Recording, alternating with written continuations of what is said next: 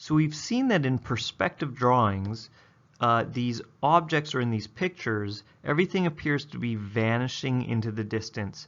And we call these points that they vanish into vanishing points. So perspective drawings have at least one vanishing point on the horizon. So every perspective drawing has at least one vanishing point and a horizon.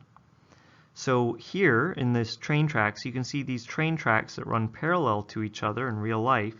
In the drawing, as you get more and more distant, they appear to converge at this point, which is the vanishing point.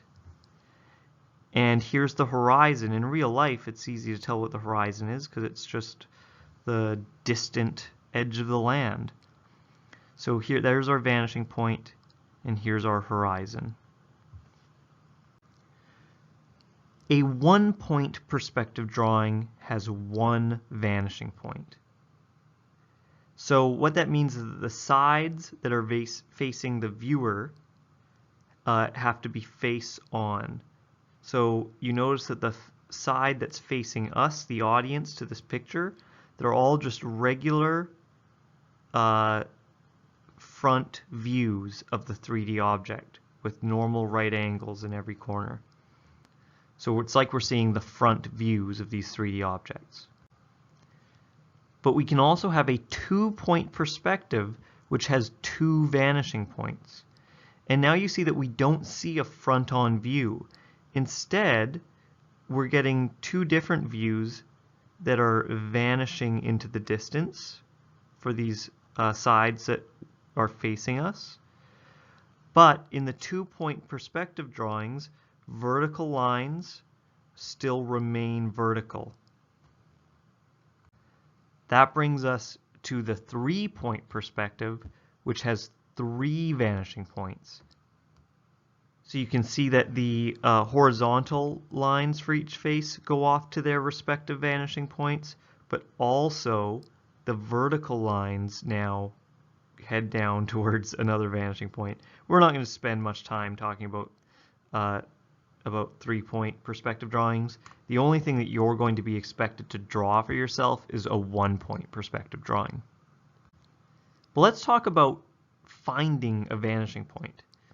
What we want to look for are lines that we know to be parallel in if the object was in real life in 3D. And what we're looking for is lines that should be parallel that in fact head off towards a single point. So in this drawing, what we see are these horizontal lines along the face are running parallel to each other. So they are not heading towards a vanishing point. But the lines that are showing the depth of the picture here along the top of the rectangular prism or cube or whatever this is, they do appear to be heading back into the distance. And here's the point at which those two lines converge. This is the vanishing point. Let's try the same thing for this next one.